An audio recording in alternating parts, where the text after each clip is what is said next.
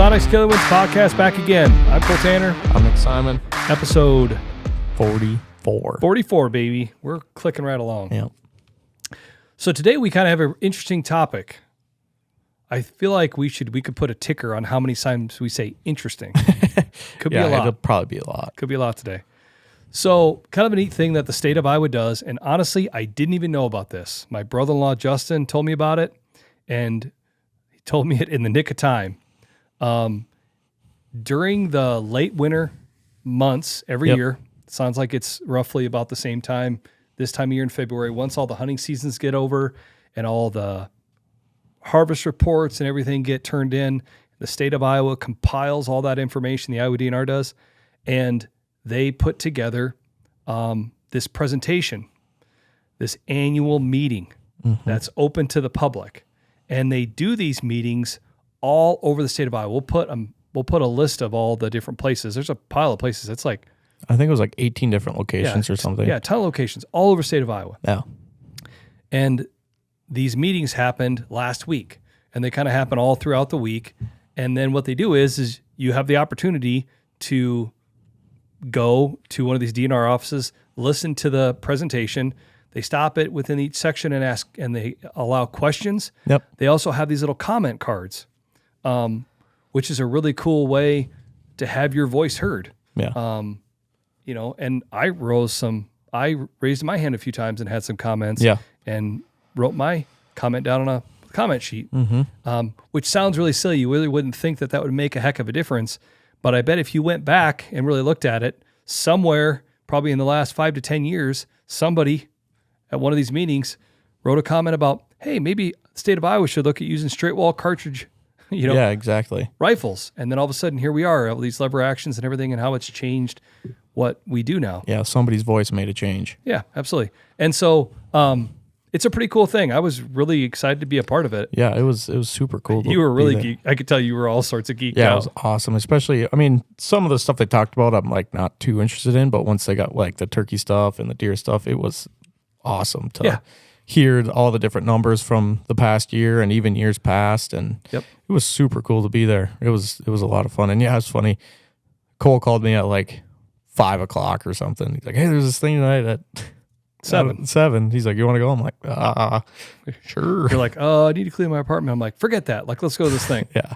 But yeah, it's pretty interesting. Like I said, they have at the beginning, we'll put a link too in the bio that you can see and you can click right on the video. Yep. It's about a half hour long. Yeah. It's kind of neat. They go through all these different departments. They have I don't know who exactly it is. It's like the head of the DNR.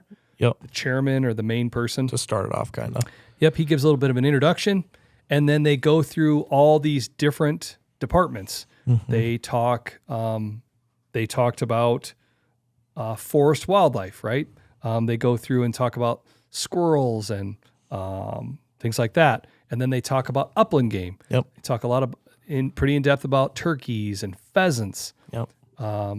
Grouse, different things like that. Then they went into waterfowl. Yep. They went extensively and talked about waterfowl. Then they get to the really fun stuff. Then they talked, before waterfowl, they talked about predators. Yep. And, and fur bearing and stuff. Went through all that. It was pretty interesting. Then they went into waterfowl. Then they went into whitetails. Yep. They talk, in great depth about whitetails. They actually had some really cool conversation about snakes.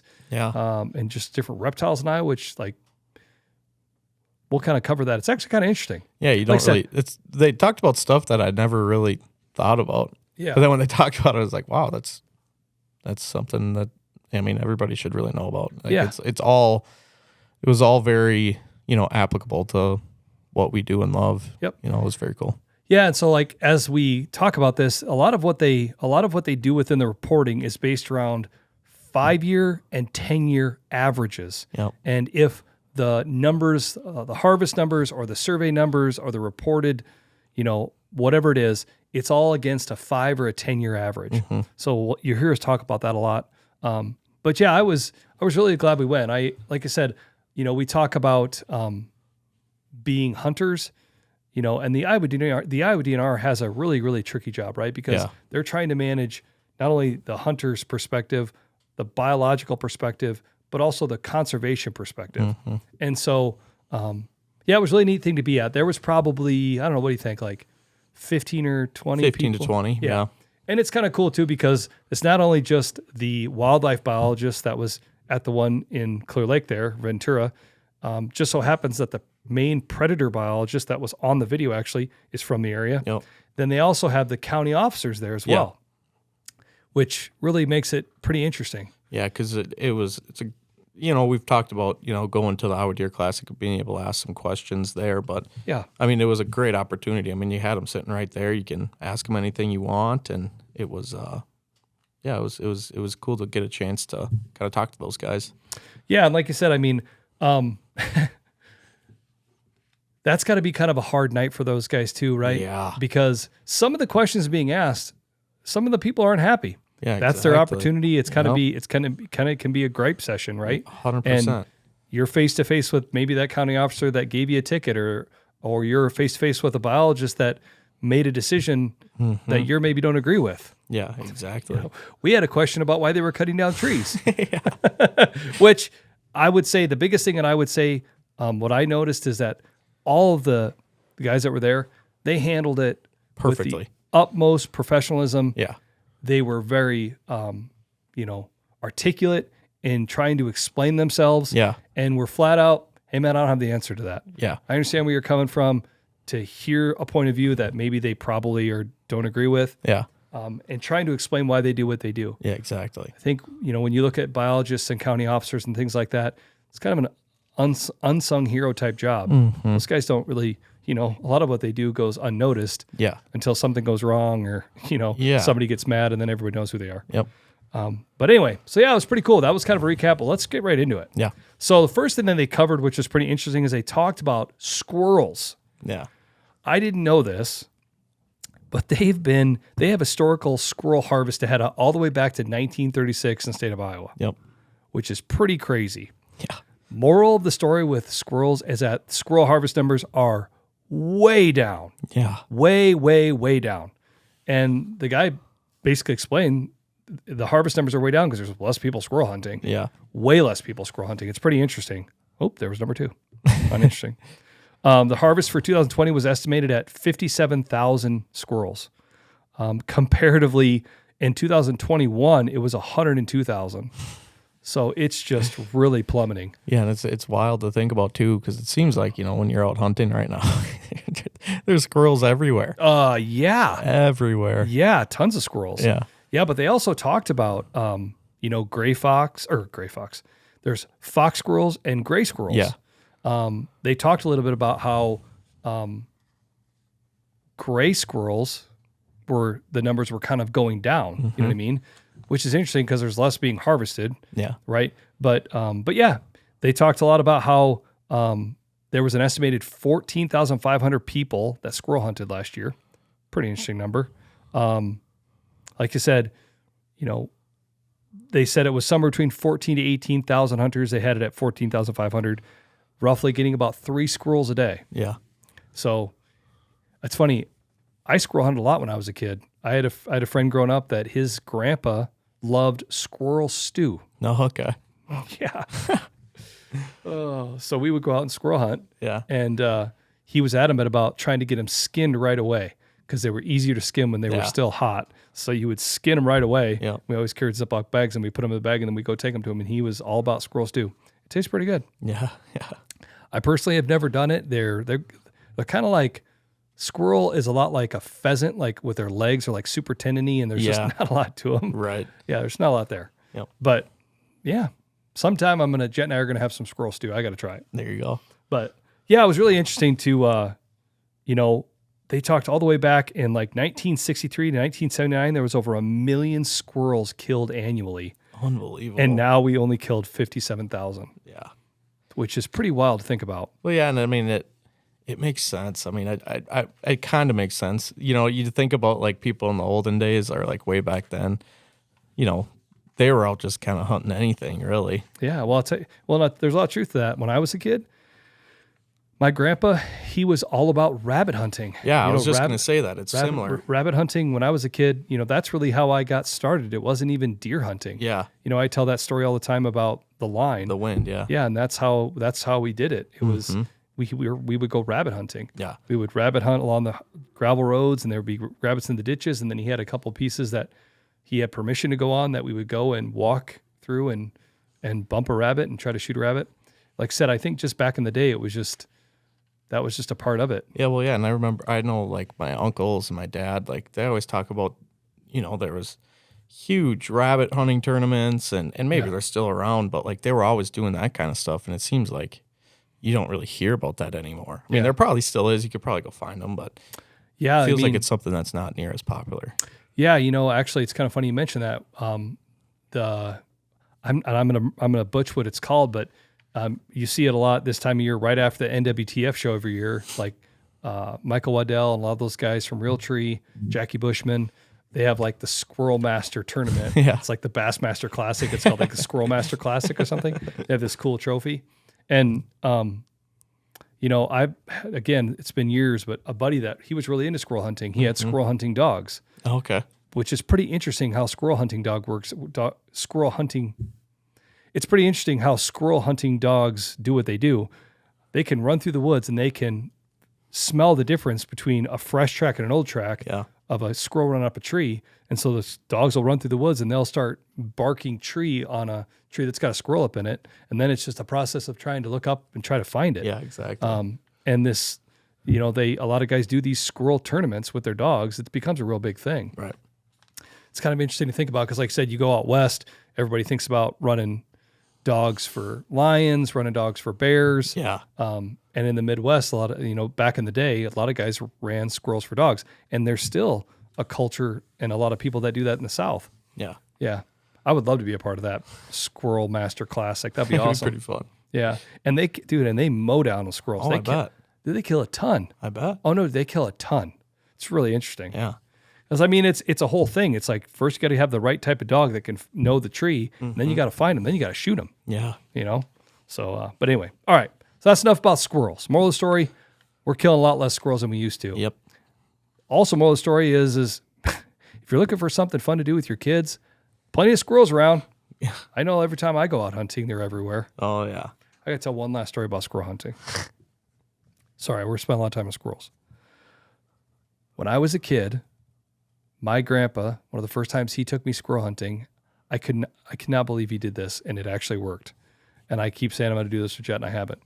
But squirrels are extremely curious.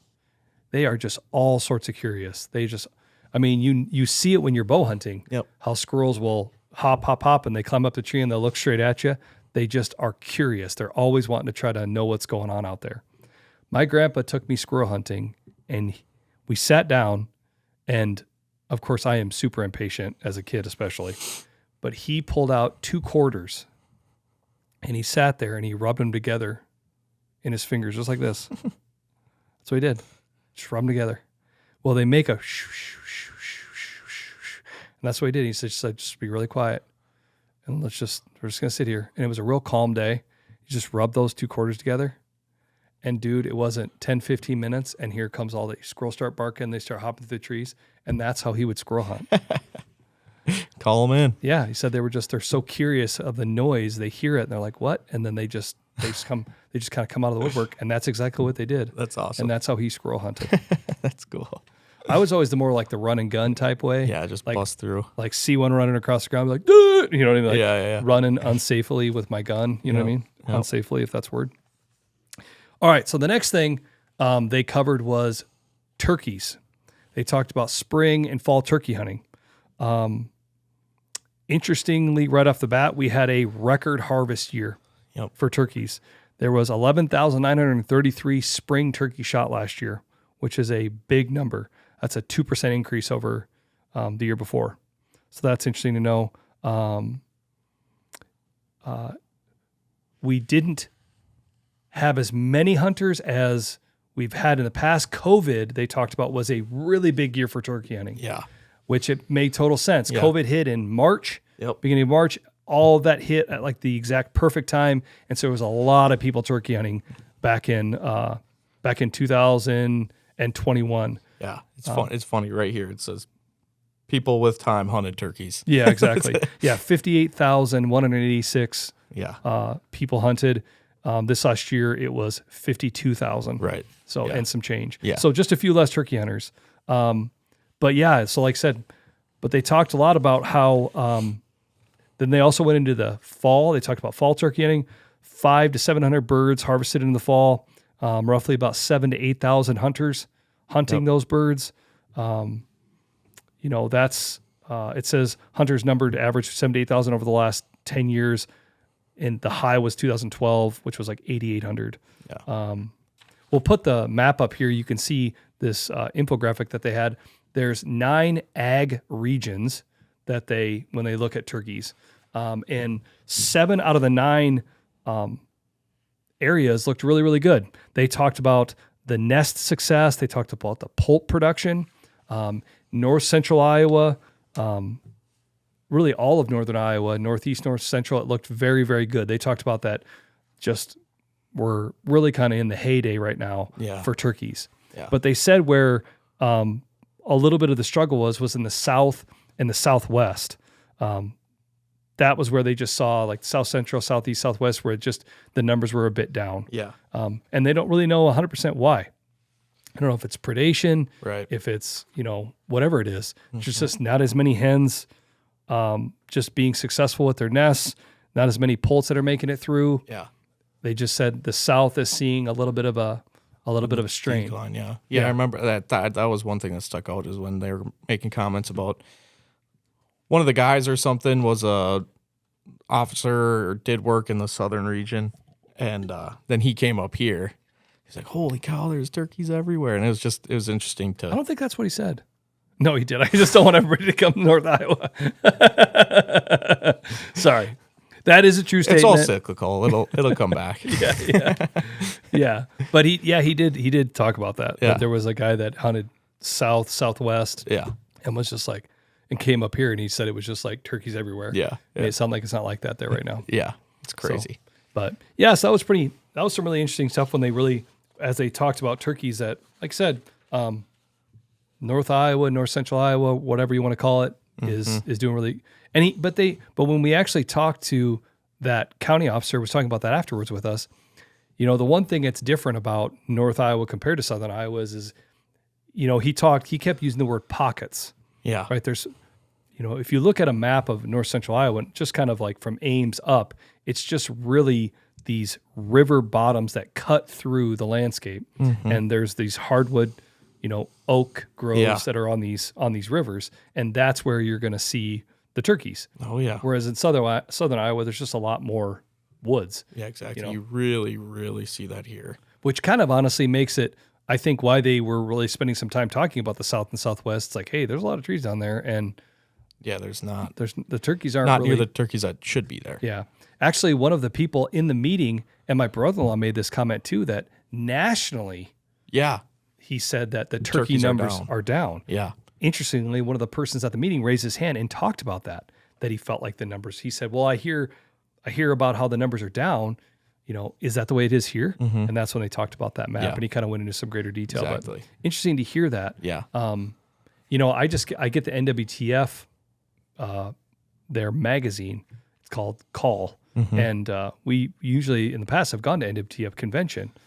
I never felt like and again, they're going to paint the best picture they can, but I flipped through it and read some of the articles. I never really read that in there. That they talked about that, but it's interesting that that's kind of the vibe or the, the whispers that's being said. But so, all right. Next thing they talked about was upland game. Again, I don't do any pheasant hunting. Yeah, I don't either. Yeah. But it's still pretty interesting when you talk about, what we're looking at right now in the pheasants. Really, the moral of the story that they made it very, very clear is that, pheasants across the state in the northwest and north central area are just booming. Mm-hmm. And actually, interestingly, they talked about that they do these roadside counts. The northeast and the southwest was the best numbers they've had in 15 years. Yeah. When it comes to pheasants. and we can put those maps up. You can see really where the densities in the Northwest are just really killing it. Yeah. But when it came to the pheasant harvest number was above the 10-year average. So that's interesting. Yeah. So there's more pheasants being harvested right now, really kind of than in the last 10 years. Pheasants are up. Quail was very similar. Partridge were up. Cottontail, that season doesn't end until like sometime like right as they were getting these all numbers put together. So that one number they said was very similar. Dove was very similar. But the interesting thing that they really spent time talking about was habitat. Yeah. That's the deal breaker when it comes to pheasants right now. Yeah. Is habitat. More specifically, what really is important that they talked about is CRP, which I didn't really know was such a valuable piece of the puzzle. They talked about, this is a crazy fact, that there has been a loss of habitat that if you put it across the state of Iowa, it would be a strip 9 miles wide from east to west. Yeah. Yowska. That is a loss of habitat. Oh, yeah. He literally talked about that. The habitat is the elephant in the room when it comes to pheasants. Yeah. We'll put up 2 graphs here that you can see since the 90s, the habitat has just gone down, down, down. And the harvest of pheasants has just gone down, down, down. It falls right along with it. And honestly, you can see even on these graphs when they talk, we'll put it up right here about the Iowa harvest and the habitat trends. It's crazy because in the 90s, we just had tons of habitat. There was a lot of CRP, everything else, and the harvest numbers were high. But then the habitat kept going down and down and down. Harvest kept going down. We got into they talked about in 2010, in the late 2000s, we had these really, really, really harsh winters. Yeah. So if it wasn't hard enough, we had not as much habitat. Then we had these really tough winters, and then that really took it down. Yeah. Yep. And I mean, they made it very clear. Not as much habitat means we're not growing as many pheasants. Yeah. Not growing as many birds. Yep. So it's really, really too bad. You can see, like I said, but the crazy thing about that is there's less pheasants, but the harvest numbers has gone up. You know what I mean? Like in 2010, 2011 is really when it hit its real low. We'll put that graph up, and then you can see it just went up. It's gone up and up and up. We actually harvested, we were the second largest state for harvesting pheasants behind South Dakota. Right. Yep. Which I think is kind of the way it is. When you say pheasant hunting in the lower, in America, you say South Dakota, you say Iowa. Yeah. You might say Kansas, maybe South Dakota. Southern Minnesota too. It all kind of ties together. Yeah, absolutely. But again, they really spent a lot of time talking about the CRP. 62% of the pheasant habitat in the state of Iowa is CRP. Yeah. That's a huge number. Oh yeah. Do they have CRP in Wisconsin? Nothing like they do here. Okay. For sure. I think there's some little pockets of it and stuff like that, but not like here. Yeah. So the interesting thing about CRP is, and what a lot of pheasant hunters and what this guy was explaining, they focus a lot of their attention on the farm bill. Yeah. The farm bill is a huge part of that because the farm bill helps revise the rental rates to maintain landowners' interest in CRP. You follow me? Yep. If the CRP number, the rental number, goes way down, why would farmers do it?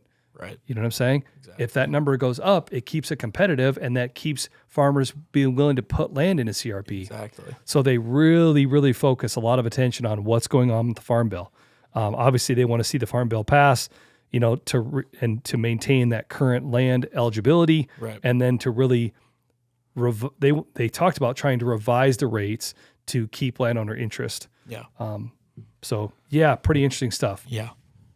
It sounds like they do some surveys to pheasant hunters and to upland game hunters to see what they say. It sounded like the resounding thing that they heard was too many non-residents. Yeah. Yes. Yeah. And he spent some time explaining that. To put it in perspective, 2005, there was 29,000 non-resident hunters, state of Iowa. 2013, it went all the way down to 6,300. We've come back to about 14,500 now. Yeah. So it was way up, it went way down. Now it's coming back. Another interesting fact, however many interesting things ding, ding, ding, the ticker we're at. This next year, oh no, I'm sorry. Yeah, 2000, not the fall of 24, but the fall of 25 will be the 100th year of pheasant hunting in the state of Iowa. The cool. 100th opening year. Yep. It was October 20th through the 22nd of 1925. Yeah. And now it's going to be 2025. Yeah, So that's awesome. kind of cool. Yeah. It sounds like there's going to be a big push when that happens to just kind of raise awareness to that. It's pretty neat to think about 100 years of conservation. Yeah. It's awesome. You know, and to keep pheasants going. Like I said, I loved pheasant hunt as a kid. It was a really important thing to me. Yeah. It was a fun way to get out there. I only felt like, again, when I was in early high school, I didn't do any bow hunting. So it's like a shotgun hunting, only hunted, gun hunted for a certain couple weeks a year. Right. But the pheasant season was just so much longer. Yeah. So we did a lot of pheasant hunting. Next thing they covered was fur bearers. Yep. The moral of the story there is that a lot of the stuff is down. Yeah. The reported harvests are down. Exactly. It's a tricky thing because the reported harvests are what are being reported to the state via people that are selling hides Yep. to like fur buyers. Yeah. So that doesn't mean that that's necessarily exactly the number of, muskrat or bobcat or coyotes or whatever that's shot, but it also is a pretty good indicator of what is being harvested. Yeah. Because generally there are guys that just go out there and just love to shoot coyotes, but if you're shooting them, you're probably trying to sell hides. Yeah. And right off the bat, and everybody kind of knows this, coyotes are way down. Yeah. Way, way, way Yeah. down. And so, and these harvest reports are 100% indicative of that. We talk about coyotes right off the bat. In 2018, 2019, there was over 18,000 coyotes harvested in the state of Iowa. This last year, 3,300. Unbelievable. Way down. That is crazy. Yeah. Oh, that's unreal. Yeah. Muskrats, same thing.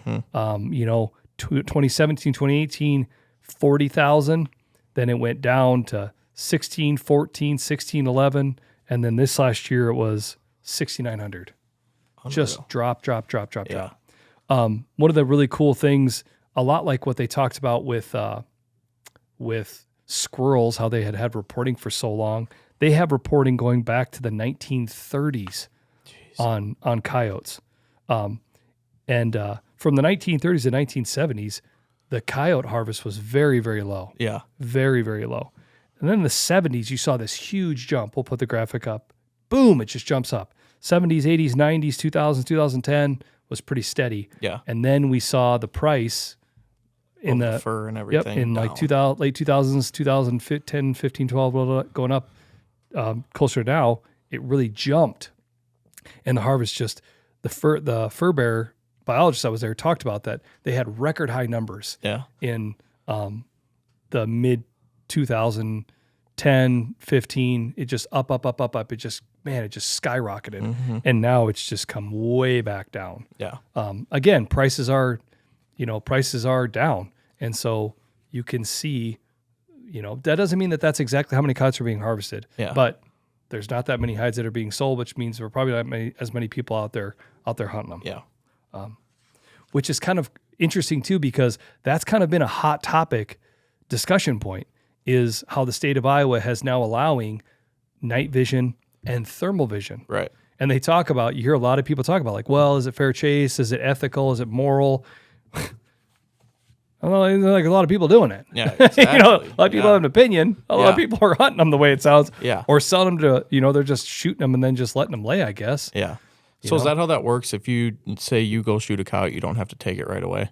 I don't think so. You know what I mean? Because it's like, why? I don't get why they don't. He explained in the thing that these are reported harvests, right? So like when a guy is selling it to a fur bearer, I don't think that you have to just go out and like report. If you shoot a coyote, they have to like call it in or anything. See, that's interesting. You'd think that they would want, maybe they don't want that, but you'd think that they would have a more solid number if they did a tagging system like whitetail, You know what I mean? Yeah, the problem is that you're doing it in such higher quantity. Right. Like there's a couple of people that I follow on TikTok that there's a guy, I don't know his name, but he wears like a headphone and he sets up a camera over here and he goes all these different states. And the other day he doesn't even call them muskrats, he called them rats. And he stopped and it was like, the guy was selling him muskrats and he had like, oh, I saw that. 130 muskrats. Yeah. He had this little board that he was measuring them off of. Yep. And it's crazy. Yeah. So that's the hard thing about it, right? Yeah, If you're trying to report 130 of them, exactly, you would like totally lose track. Yeah. You know, or if you're trying to, because obviously if you're shooting a coyote or whatever it might be, and then you're skinning it, then you're stretching it, you know, and then it's on a stretcher for a while, and it's just like, I think it's just like hard to. How would you tag them? Like where do you get the tags? You'd have like a bucket of tags. Yeah, exactly. You know, and it's like, I mean, yeah, I had a really good thought right there, but it just left my brain quick. You had a brain. Yeah, I did actually. Oh, okay. Let's move on. Okay. Next thing, waterfowl. Tell you what, moral of the story about waterfowl is that, and we'll put the graph up right here. We are in a drought. Holy guacamole. Yeah, We are in a drought like you're thirsty right now. Yeah, I knew that we were in a drought, but when I saw the map, I was like, whoa. Wow. Yeah. The Mississippi Flyway, you look at between north central and northeast, and you just draw a big red line. Yeah. We are in a drought. Yep. Again, it seems very logical, but it's funny. I never really put the two together. A drought means reduced habitat. Yeah. There's less water around. Yeah. There's less places that birds are coming down into. You follow me? Yep. What the biologist talked about was that the quality and quantity of availability for migratory birds was just down. Yeah. There's less water around. Yep. What that also meant, they not only talking about just the drought, but they do a fall migration survey. And they talked about the lower population and the drought conditions resulted in a lower average migration through the state of Iowa. Yeah. The birds just didn't stop. Yeah. You know what I mean? Yeah. It just kept on going. Yeah. The total ducks counted was the second lowest in the last 10 years, which just kind of stinks. And again, when it comes to the harvest, there were fewer birds and there were fewer places to hunt. Yeah. Just for that farm pond or that field that you always used to go out to, there used to be a little standing water. It just wasn't there. Yeah. And I think it's funny now that I think about that, I feel like kind of thinking back on the fall, driving to and from for an afternoon hunt on a weekend or whatever, you didn't see a lot of Canadian geese standing out in fields. Right. There wasn't a lot of standing water in places. Yeah. There was a lot of kind of marshes that were low. Yeah. And heck, look at Clear Lake right now. Yeah, Clear Lake's exactly. like a foot low. Yeah, it's way low. Way low. So, it was just, if you were an avid duck hunter, waterfowl hunter, it was a tough year, the way it sounds. Yep. And, the map of it showing the Midwest, Iowa really took the brunt of that. Oh, yeah. South of Kansas City and Missouri, they really kind of ran into the same thing. But it just, you think about where these waterfowl are flying through, it didn't work out. Yeah. It didn't work out. All right. Now we're getting to the meat and potatoes. We're getting to not even the meat and potatoes, we're getting to the deer meat and the potatoes, baby. We're getting to the Benny. So this is a part where I could tell that when we were there, Nick was getting a little squirmy. He's getting a little excited. He was pretty fired up afterwards. You were all excited. I was. This stuff was really cool. Oh, yeah. So I was locked in. Yeah, you were locked in. You were focused. Yeah. Let's talk about deer hunting. Yeah. Okay. Right off the bat, if you don't listen to anything else this whole podcast, what you need to know is that the deer harvest this past year was down 5%. Yep. Okay. 2% down compared to the 5-year average. There were 104,271 deer harvested. Yep. When you look at the reported harvest since 1995, you can see, and I remember living through 2004, 2005, 2006, 2007 when the numbers were just insane. Yeah. But you can see that the numbers have steadied over the last decade. Majorly Yep, studied. majorly steadied. Just they've really, really, really steadied. Yep. But what I wasn't as like, whoa, 5% down. What really threw me for a loop was the next graphic that we're going to put up, which is the change in the 5-year average. Yeah. So these numbers are the percent change from the 5-year average. So again, north central Iowa, all of north central Iowa, numbers were up. Yeah. You can see everything in the green is numbers that were up.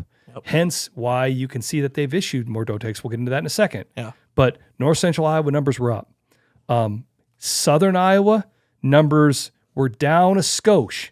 South central, southeast numbers down a skosh. Very southeast corner up.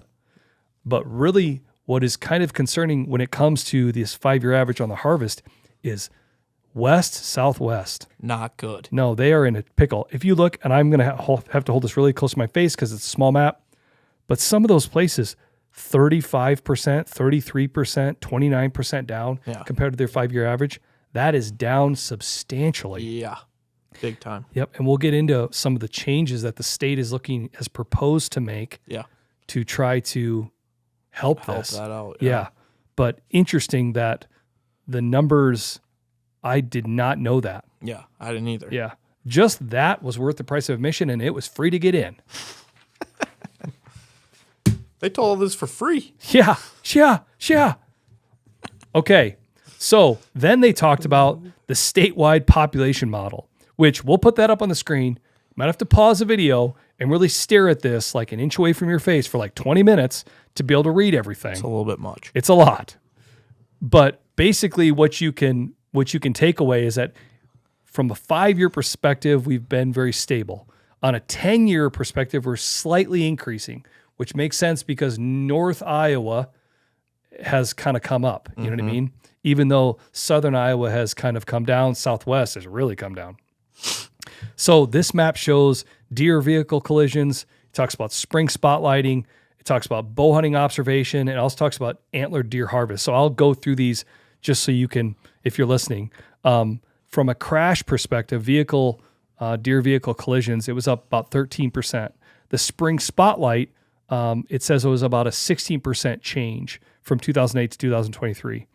The bow hunting observation says it was a 14% increase from 2008 to 2023.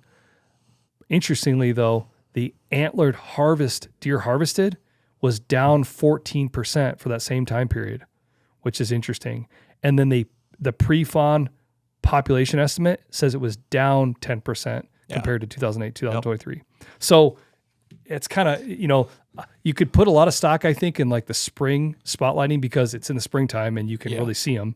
The bow hunting observation, that's pretty interesting. That was about the same. But then the antlered deer harvest was down 14%. Yeah. They didn't really talk about that much. They kind of skimmed over that part. Yeah. Which I was like, whoa. I got a question. Yeah. So the bow hunter observation survey. Yep. So how does that work? Yep. Because the way I see it is, so like when you shoot a deer in Wisconsin, I haven't shot a deer in Iowa yet, so I don't know how it goes, but like when you shoot a deer in Wisconsin and you're registering it, you fill out a whole bunch of things like how was the weather condition? How many deer did you see? Is that essentially it? No. Okay. So full disclosure, I've been sent it, and one time I tried to start doing it, and then I stopped. They ask you to fill out a deal that you fill it in every time you go hunting and how many deer you saw. Okay. I saw this many does, I saw this many bucks, I saw this many fawns or yearlings, and you jot it all down every single day. Yeah. I tried to do that. Jeez, that seems like a lot. It was a lot. So it's kind of a commitment, which I almost kind of would like to try to get a hold of like the wildlife biologist in Ventura and be like, hey, can you make sure I get a deer observation survey? I really want to fill one out next fall. Yeah. Because it would be really cool to see what we saw. Well, yeah, exactly. And the reason I ask is because I know that's what that is. Yeah. Yep. And the reason I ask that, if that's how it is, because that's part of it when you register a deer in Wisconsin. But the reason I ask is it's pretty tough to put a lot of, I don't know, how would you say that? It's tough to trust these numbers on that because I know that there's probably guys that, they might shoot a deer and see 8 deer in the morning, but they just say they put 1. Yeah, exactly. You know what I mean? So it's tough to. Yeah. So I 100% agree. And that's why from my perspective, the numbers that don't lie are deer vehicle collisions and antler deer harvested. Yeah, exactly. Because if there's a deer collision, it's reported. Yeah. This, state patrol or police go out there, insurance companies, there's all these independent groups that are studying and looking at this. Yeah. You follow me? Yep. And this has honestly all become a big thing you see since 2008, because when the deer numbers started to go up and up and up in 2004, 5, 6, 7, the state was getting a lot of pressure from all these special interest groups, insurance companies, right? All these different things, hunters, whatever it was. Obviously, hunters were like, this is awesome. And the insurance company saying, hey, this is not awesome. Yeah, this isn't good. Yeah, we're seeing our numbers skyrocketing. Yeah. There's getting a lot of pressure. State of Iowa put together this committee, and they started really starting to watch this so much more closely. And now we're, 20 plus almost years into it. Yeah. Okay. But yeah, does that answer your question? Yeah, definitely. Moral of the story is that, like I said, we're stable or increasing, you know what I mean? But technically this last year, the harvest of antler deer was down. Yeah. Yep. Which again, when we get to these next parts, that makes a lot of sense. Oh, 100% it does. Yeah. This is more of the somber part of the podcast. And I think everybody in the room, when they started talking about chronic waste disease and EHD, everybody really perked up. Oh, yeah. So what you need to know about CWD is that what they've really focused on was that there was 5 new counties, which when you look at them on a map, there's no rhyme or reason to where they fall. You've got Howard County up in the northeast. You've got Jones County in East Central. You've got Marshall, basically right in the middle of the state. You've got Monroe in South Central Southeast. Yeah. And then you've got Guthrie in South Central Southwest. Yep. They're all over. There's no rhyme or reason to it. They did talk about that there's a virtual public meeting in the fall that you can become a part of. There was a lot of people not a lot of people, I shouldn't say that. There was a couple people that raised their hand and kind of complained about the CWD reporting. Yeah. Right. There was CWD found in north central Iowa years and years ago. And I do some depredation hunting, and they somehow got a hold of me, thing in the mail or something, and asked if I would be willing to turn in the deer that I shot on some of that depredation stuff. So basically what they asked me to do is just basically lop them off at the neck, like lower neck. There's a gland in their neck that they take out. But it seems like what we heard at the meeting the other day was a lot of people, I keep saying a lot, people were asking for faster reporting about these tests. It's a 2-week process to get that back, which that's a long time. It'd be nice if they could get it back faster. Yeah. It would help them act faster. But then the problem too is there's not much they can do about it. Well, that's. It's just. It's like we're sitting in a rainstorm, and they're not going to give you a coat, and they're not going to give you an umbrella. Yeah. It's just going to rain. Yeah. Well, because that was my biggest thing that I keep thinking about, and I've been thinking about this a lot since that meeting. It's like the CWD testing is great, but what is it really truly telling you? Because everything they test is a dead deer. Yeah. Like, it's already dead. Like, I mean, I guess it'll give them some insight on the herd that they're in, maybe, but still. Yeah. And that's where I think the CWD, and I'm kind of getting ahead here a little bit, but that's where the CWD and the EHD kind of differ.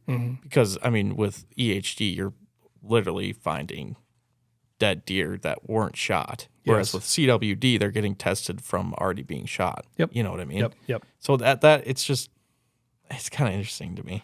Yeah, I wish there was a better way to test them. And that's where, from my perspective, and again, I don't know everything about everything when it comes to this stuff, when it comes to CWD.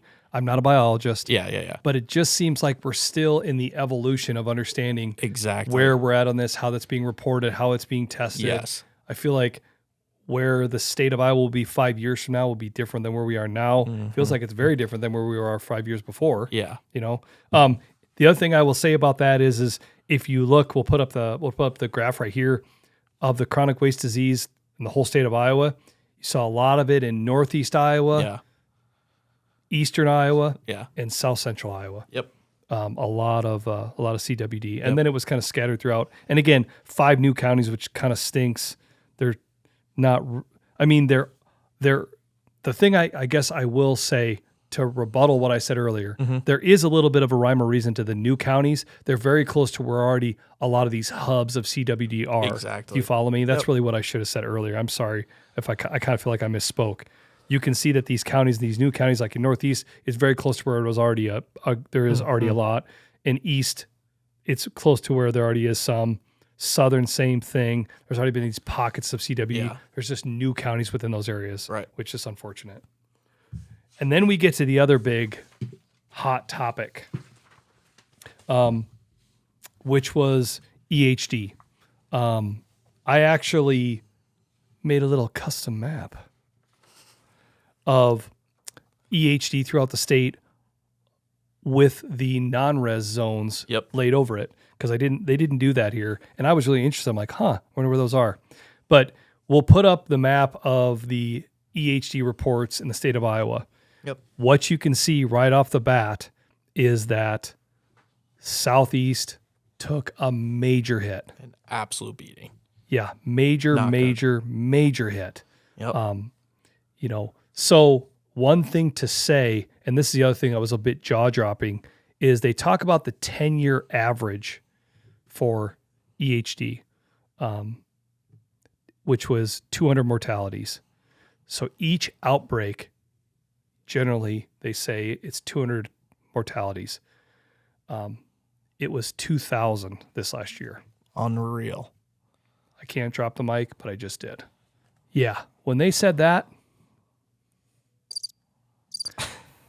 a little quiet in there. Yeah, it did. Got a little quiet. Yeah. So altogether there was 1,936 mortalities. Yeah. Because of EHD. Southeast took a major hit. Yes. South Central took a major hit. The other thing that I was actually surprised by on this map is how many counties there was reported EHD cases. I mean, the only part of the state that didn't have reported cases was North Central and Northwest. Yeah. But it was, I mean, from my perspective, you would think that if you kept this map and looked at it next year, It's going to change. it's going to just be more. Yeah. Yeah. But one of the things I will say that he talked about is that they say that their studies have shown that there can be a fairly quick recovery within 2 to 3 years from based off a healthy deer herd prior. Yeah. So what you can also read between the lines there is these next couple of years are going to be a really big telltale. Because if we had a hard EHD in Southeast and then they have another hard year next year, that could be tricky. Yeah, that's going to. But if we had the HD and the next year we, and again, drought doesn't help it. You know what I mean? That didn't help at all. No. Right? Because there's, yeah. But 77 counties were affected. I was really blown away by how much of it. Yeah. So like I said, second highest mortality, and it was actually the most widespread spatially that they said they had when it came to EHD. And I actually, I'll put this up here. I just made a quick map of the non-resident zones comparatively to the EHD. So the pink is where the highest zones, where the highest concentration EHD was. So you can see that zone 6, zone 5, and zone 7 were really affected. Hit hard. Yep. And then the next was the orange, which you can see is all over south central Iowa. You hold that up for me. And then the green was the next, and then blue was all the other counties affected. Yeah. So, yeah, if you've got 4 or 5 points and you're going to zone 6 or zone 5, the southern half of zone 7, yeah. Tough. Yeah, that's kind of tricky. I mean, it doesn't mean you can't go. It doesn't mean there aren't deer there. Because just like I think in a lot of places it was probably pockets. Yep. But I mean, you even look at. I remember 3 or 4 years ago, going to the Iowa State Fair and talking to a biologist at the Iowa State Fair, because that was in the middle of summer when you could drive down a gravel road and you could smell it. Well, that was Warren County. And look at Warren County still right in the middle of it too. Yeah. They had another hard EHD year. Yep. So, Yeah, it's really too bad. Yeah. And so I don't know how well versed you are in the EHD stuff. I've watched a couple videos. I would say from a zero being completely, I don't know what the heck it's about, and 10 being like I'm a biologist, I would say I'm probably like a 6 or a 5. Because EHD is spread through its water, right? Yep. It lives in water. Yep. And they drink it. And that's why droughts can be harder, because there's flowing water is good. Right? Flowing and water stagnant is good. water is bad. Yep, stagnant water is bad. So when there's droughts and there's just water standing, and then the deer drink it, and then they get it, and then it goes downhill. And so it's not necessarily contagious, is it? I don't know that. I don't think it is. I don't think it is. I thought it's CWD. CWD is very contagious. It's very contagious. Yeah, because that's spread through saliva. And yep, that's where like you hear a lot of things about like fenced-in deer and then wild deer touching the nose and da-da-da. Yep. And how even CWD really became a thing in Iowa. You know what I mean? Like through waterfowl, and it was on their feet, and then it gets on the ground, and then they eat it, and they're touching it, and then the grass, and boom, there it goes. And that's where it's like with EHD, I want to say, I maybe shouldn't even say this because I could be totally wrong. Maybe I'm only a 4. I don't know. I think I'm around like a 2 2.25 probably. Okay, if you're a 2 1/4, then I'm like probably like a 3. But we spent a lot of time on the number of how well educated we are on EHD. Yeah, it's probably a bad luck. But anyways, I know that like I think there's like some minerals and stuff and certain feed that you can help them out. Yep. Where that's the big difference between CWD, because like feed and stuff like that is really bad for the CWD because it's spread through saliva, so it's like if you have a big mineral site or something, that's not good for CWD, but it could help EHD. So I guess that's kind of a good thing because there could be some help for it. You know what I mean? So the interesting thing is I've heard that about like giving certain minerals for EHD that'll help your deer. Mm-hmm. And then I think that's a pretty hot button topic too. Yeah. I've heard that said. Yeah. And we've been at the consumer shows and heard like different guys that are selling supplements and feed and stuff be like, oh yeah, man, this will help for that. And then I've heard other guys that are like really in the know be like, yeah, it's totally bogus. It's like, oh, okay. Oh, really? Yeah, I've heard that. I've heard both sides of it. Interesting. I don't know which one's right. I don't know either. We'd have to get a guy on here to tell us. Get a guy on here or go buy a farm and test it out. Yeah. But here's the thing. I would assume a lot of the people that are saying the different types of minerals and things, it can help, and they very well can. Yeah. It can't hurt. Yeah, exactly. Like you get a flu shot, you can still get the flu, but your chance of getting the flu are a little bit less. Exactly. Or it's not going to be as bad. So yeah, second highest mortality reported in Iowa. Yeah, crazy. Not good. Yep. Tough year. But yeah, like you said, Clayton, Van Buren, Davis, Henry, Jefferson, Washington, Keokuk, Iowa, those counties, which is like you said, 5, 6, 7, 9, those non-resident zones. If you're a non-resident and you've got 4 or 5 points and you're looking to go to some of these places, you might want to look into it a little bit. Yeah, you might want to call. You can get in the Iowa DNR book, the regs book, and you can find biologists in those counties and talk about, hey, I see that you had this many EHD cases. Where specifically? Talk to the outfit that you're hunting with. Yep. I mean, what did they see? Not only what did they see, but the other big indicator is how many deer did they harvest? Exactly. And we did, and you can see there was the state of Iowa was down as a whole 14%. Right. North Central Iowa was up. Yeah. But you can see the southern half down. Yeah. And Southwest was really down. Yeah. Which I think that kind of skewed it a little bit too. Yeah, and it's just, again, it's super interesting that, these numbers heavily reflect on the numbers of harvest too. Yes. You know what I mean? It's just, it's crazy thick because, you have to expect that Southeast is going to be having a lot of harvest numbers, a big number. And then to see this, and then also on a year that is a lower harvest number, it's like, man, there's for sure some correlation, I think. Yeah. Tell you what, the other thing I don't know how they would do it. Well, they would know from a zone perspective. I bet you can find the number of non-residents per zone. Yeah. But you don't really know the residents per county. But the other thing I would say is there's obviously a lot more hunters in south central, southeast Iowa Definitely. than there are in North Iowa Yeah. Without than doubt. other parts of the state. Yeah. You know, Yep. I mean, anyway, do you get what I'm saying? Yeah, definitely. Where it's just like, there's a lot of people out there that are available to report the EHD cases that they're finding. Exactly. Because yes, if you're a non-resident and you say, where are you going to hunt? So I don't know. Like, what are you? Honestly, from my perspective, I bet it's 8 out of 10 guides go southeast, south central. yeah, That's where they're going. yeah, And so which is fine. I mean, it makes sense. yeah, So there's just that many more non-residents, plus all the residents are doing the same thing. right. There's a lot more people out there. Mm-hmm. But anyway, okay, let's move on. Let's talk about the proposed county antlerless quotas. We'll put that map up here. You can see that for a good chunk of the state, probably 2/3 of it, very little change. Yep, all Right? about the same. Yep, all about the same.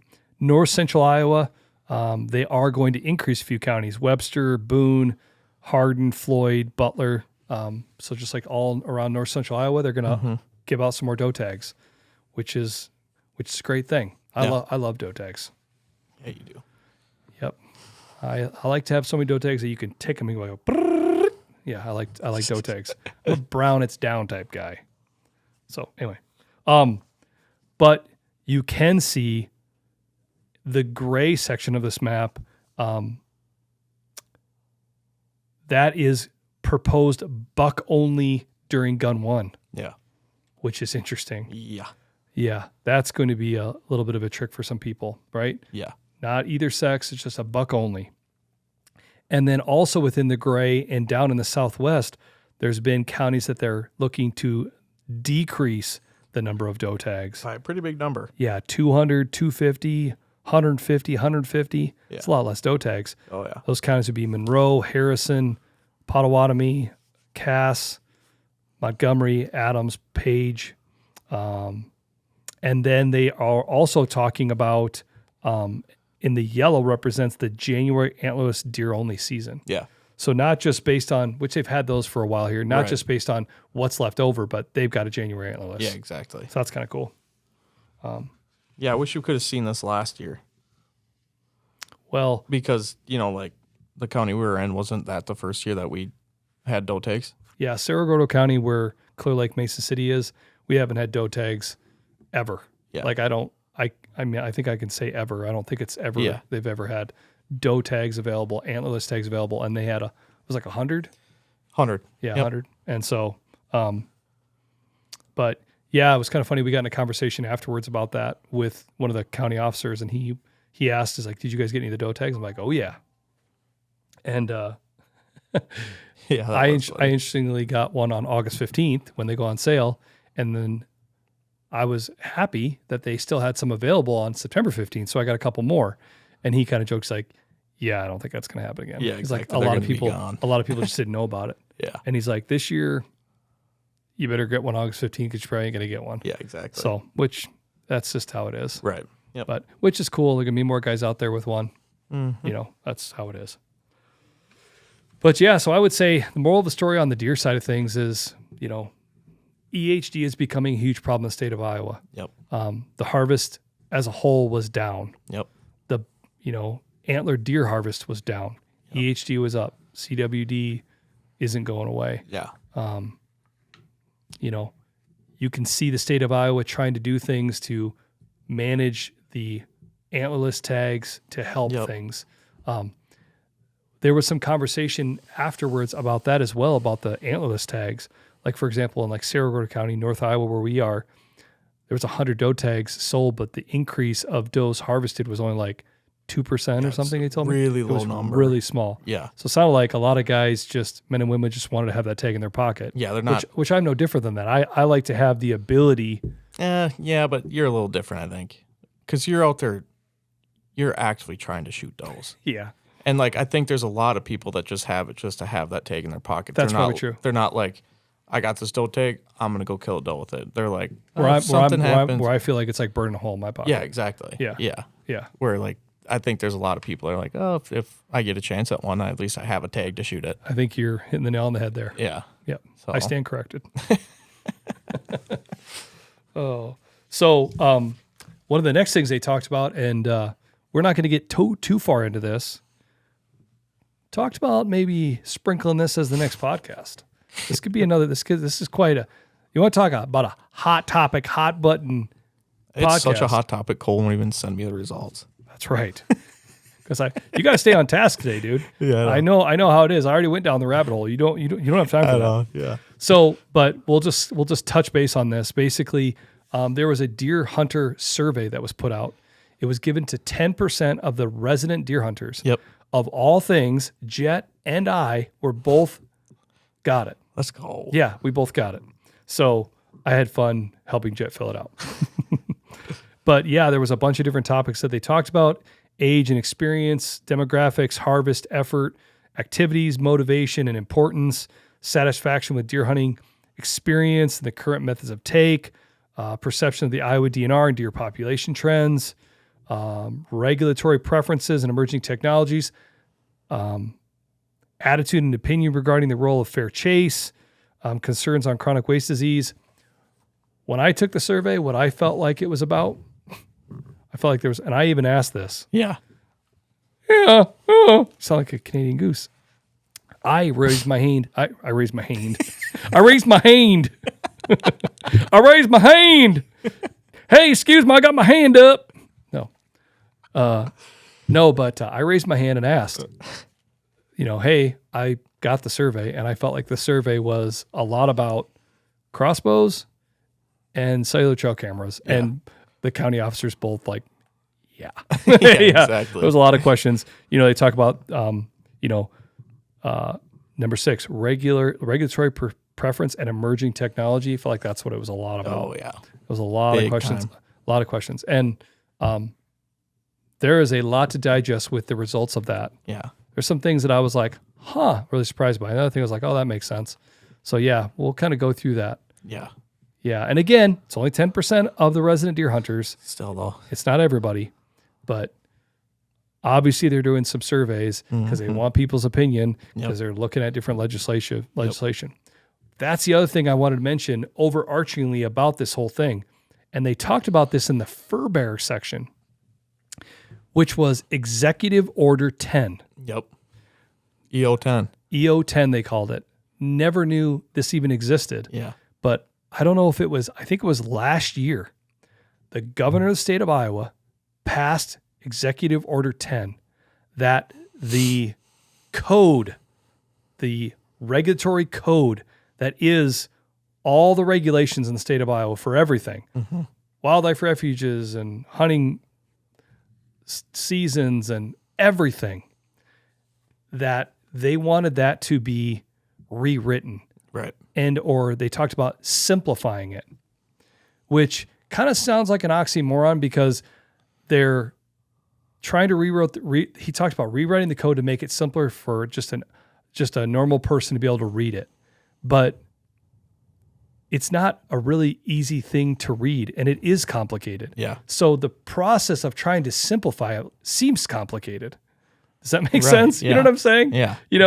It's like a puzzle's not hard enough. Let's do it blindfolded. You know what I mean? Yeah. But maybe that's a bad analogy. But the interesting thing about Executive Order 10 is that all regulatory changes are frozen until they agree upon or this code is rewritten. Right. And they didn't really hint around when that code was going to be done. Yeah. Because that got brought up.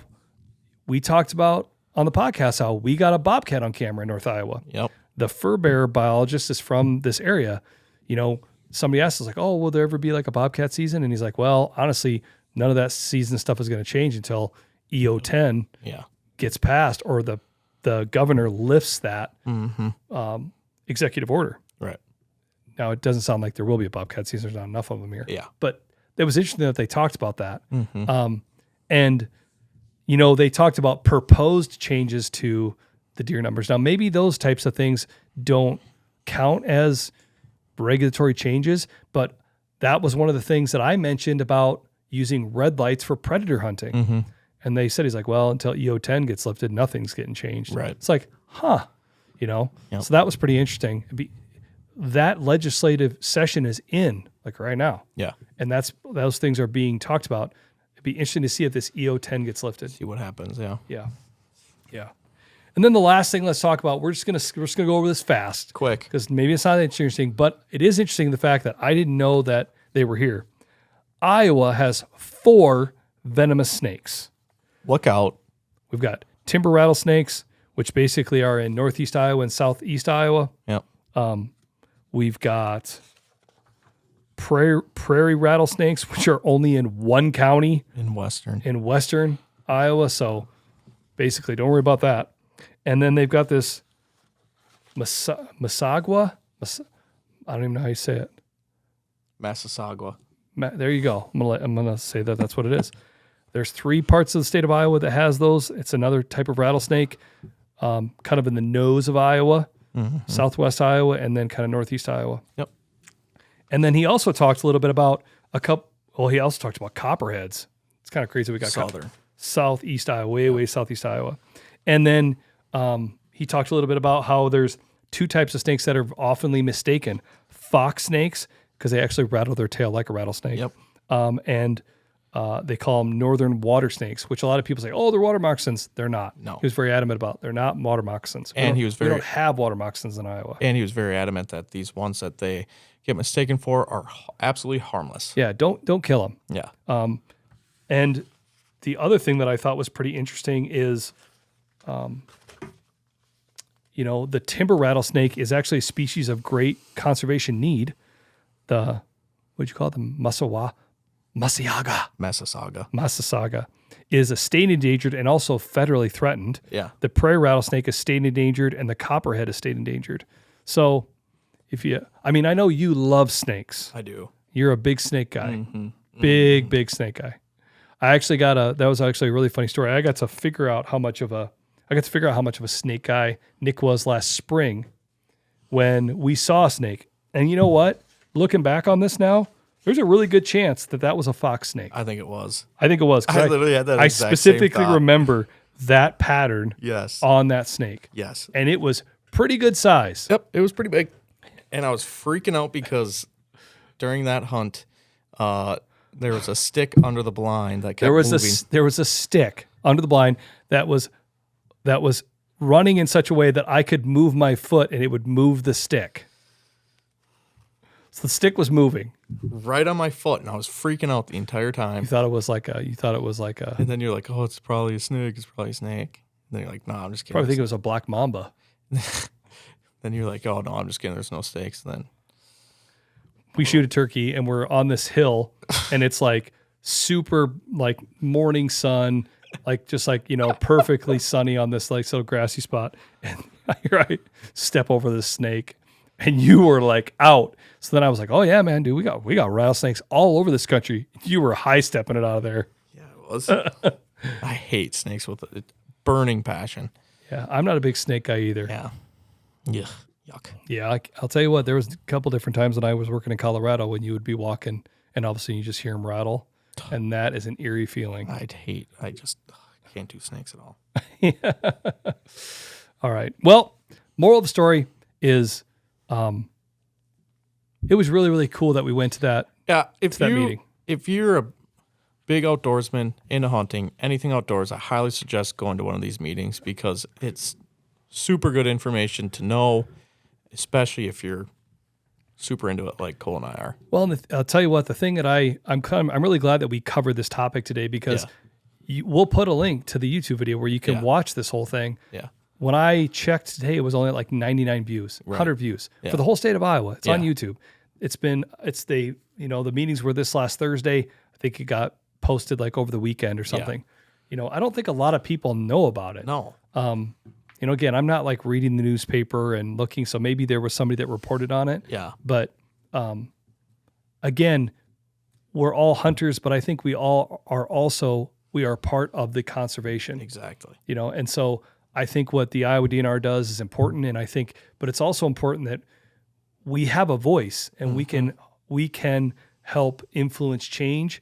And it's really good to be educated and understand what's actually happening. Going on, yeah. And not just, you feel like a lot of times there's all these conversations that are had when we really don't know. Yeah. And exactly. this, I think, really helps shed a lot of light on what's actually happening, what's going on in the state. Right. I'll tell you what, I left there with a whole new perspective on me too. a bunch of stuff that I didn't know. Yep. So that's that. Episode 44 in the books. Yep.